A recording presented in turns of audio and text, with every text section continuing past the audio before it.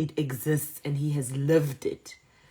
So I'm just waiting for him to request. I'm not sure. Guys, do you see him somewhere? Maybe I missed him. There he is. I found him. I'm going to switch off the comments now so that we can continue with the conversation. And then in the last 15 minutes of the conversation, I'm going to open the comment sections so that I answer all the questions.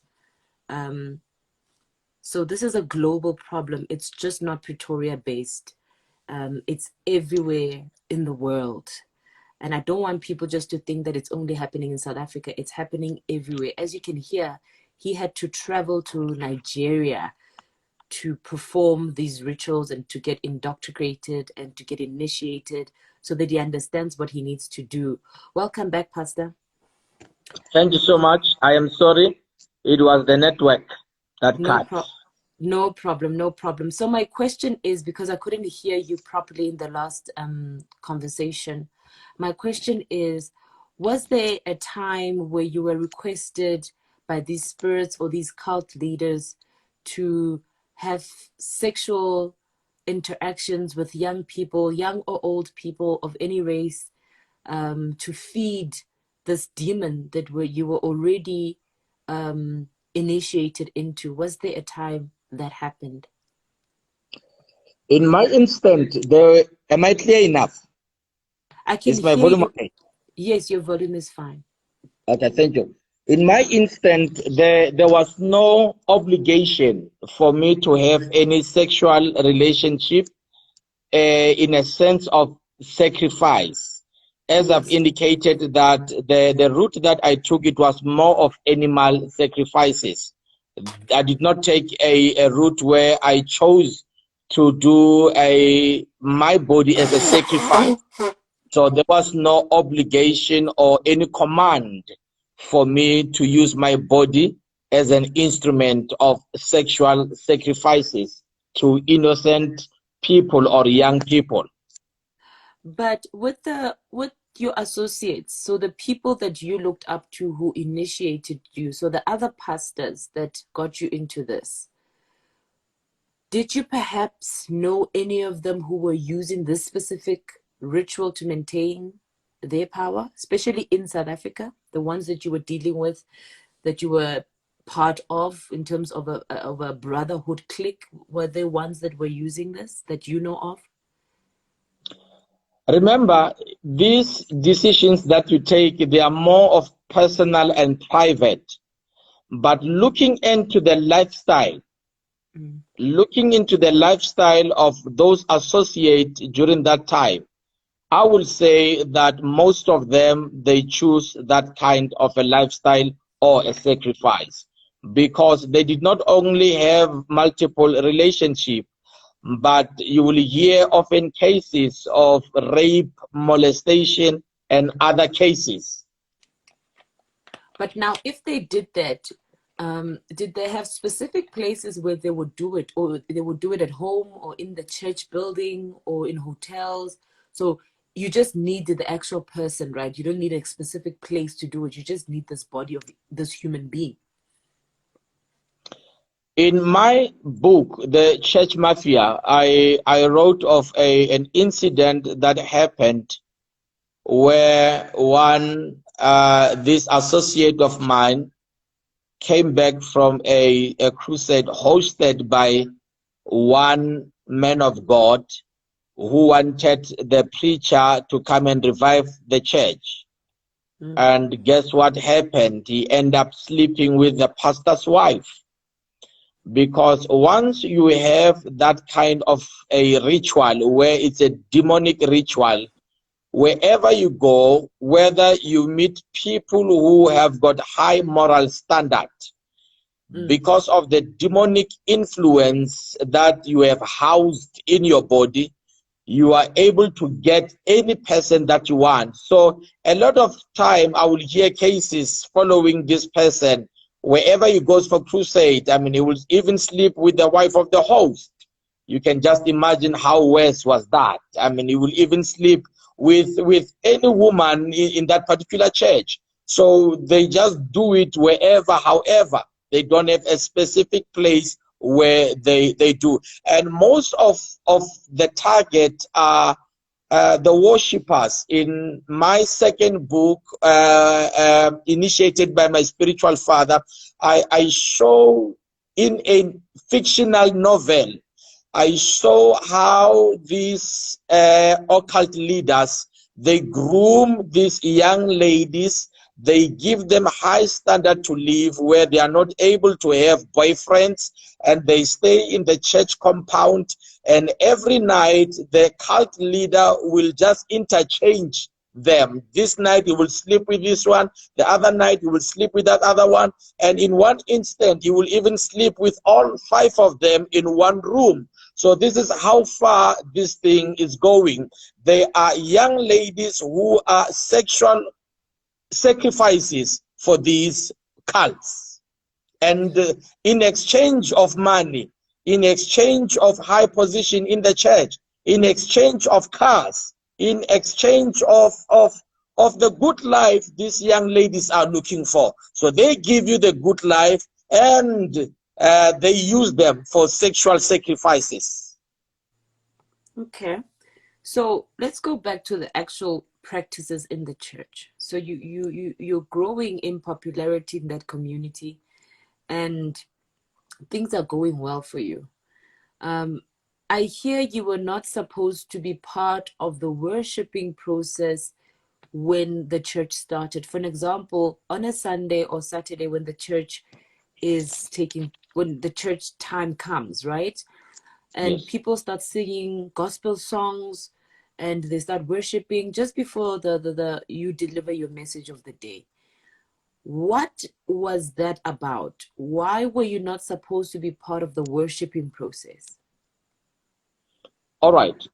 Remember, before the church starts, where the church will take place, they will use some rituals. Others, they use water. They sprinkled water in that place. It's part of the system. They use the water which they use to bath dead bodies. So they take that water, they sprinkle it before people can walk into the church.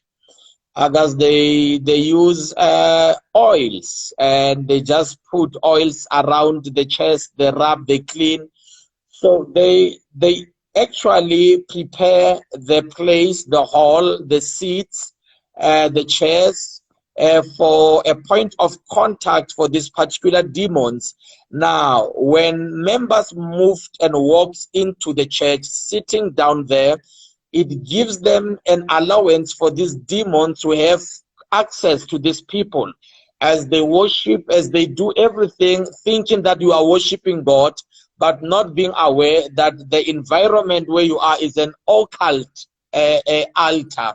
So one of the reasons why these pastors, they come late is because they wait for information that could have been collected by ushers from innocent people. Why are you here? What is your problem? What is your name? Where do you stay? Who is your husband? All those information are collected, and they are sent to the pastor, who will use them as prophecy. That's one of the reasons. Now, the other reason is that once the pastor moved in, they will close the door. Nobody has to move out. Nobody has to move in, so that the spirit that he enters with, it becomes a final spirit of authority. Everybody will be under his spell because they took time seated on those chairs that have been rubbed with oils, with occultic oils. They've taken their time dancing on a ground that has been sprinkled with water that has washed dead people. So all those elements, they prepare a person to be a zombie who will be under a spell of these cult leaders. Okay. I'm just blown away here. Number one, where do pastors, men of God, and prophetess get dead bodies that they can wash and use the water to wash the church or sprinkle in the church? Where do they get the dead bodies? Is it Ask mortuaries? yourself a question: why a lot of churches, they own mortuary or mocks? Just ask More yourself, businesses, yeah. yeah, because once your church starts to grow, you have to own that business. It looks as a business, but you know that you are using it for occultic reasons. It is not every person. I want this to be clear. It is not every person who's into that business doing wrong things. There are those who are doing it for only spiritual purposes. Okay, so they go, they wash people's dead bodies. So these are people that are supposed to be buried maybe during the weekend or at some point. They need to be buried, right? The Yes, families of those people don't know that these people's bodies are being washed without their knowledge and permission, right? yes, yes. Then they take the remains of that. Is there a possibility that they might also take body parts and use them without the families knowing that body parts are missing from those bodies? There is that possibility, but I have never come across that instant. I've never come across that experience. But I think there is that possibility because if you remember very well, some point some years ago, there was an instant where some people died in the church and they stayed there for some time because they wanted the decay to happen. You don't just do things like normal people. You do things by instruction. People's body has to decay. The fats of the humans has to come out in that particular place as part of those rituals. Then that is where other body parts they can miss in such instance. And they are not just missing because they disappeared, but they are missing because they are used for rituals. So that is the situation. Man. Okay, granted, people's bodies are being used with water and other medicinal herbs, right? They Yes, wash the church, they sprinkle things in the church, most probably outside in the gardens, those who have big churches that have yards. So they put stuff in the yard, right? yes, So that when you step in, you step into this devil's altar, basically, yes, right? yes. The pastor now is given instructions not to enter the church until the spirits have consumed the atmosphere and everybody is within that environment at that moment, right? That's correct. Then, when the time has come, he comes in as if he is a god, right? That's correct. In a Yes, sense, Yahore, he's got bodyguards, he's got these people that walk with him that could potentially be other demons that are with him. yes. He comes in at a specific time and stands in front of everybody and delivers a godly message using the Bible scripture that we use as Christians to deliver satanic messages without people realizing it. Is that what you say? That's correct. And just to add on that, part of that entourage that works with the pastor, some of them they are not Christians. Some of them they are deep traditional doctors. Some of them they are these ones that we know as Dr. Mama, Professor, whosoever that we see in our cities.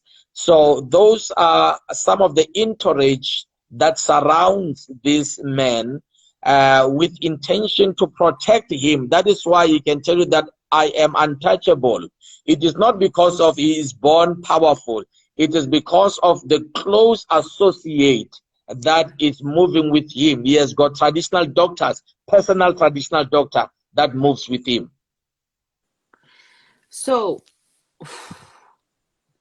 yeah, that's just mind blowing when I see um associations, because I think and I analyze and analyze people all the time. Why are you associated with this one? What is it in for you? I see a lot of celebrities associated with politicians, celebrities, associated with traditional doctors. Not that anything is wrong, nothing is wrong, but I personally question the relationship and the increase of those relationships where you see now everybody has this personal sangoma that moves with them everywhere, everywhere, everywhere. Whether they're being initiated or not. And guys, please don't get me wrong. I'm not saying all of them, and I'm not saying it's wrong. I'm just saying my analysis of what's happening in the world currently is these powerful associations happening right in front of our eyes without us understanding the cracks of the relationship. And yes, I understand also that everybody's friendships and relationships are sacred and private and we don't need to know. But in just my analysis from what you're saying right now,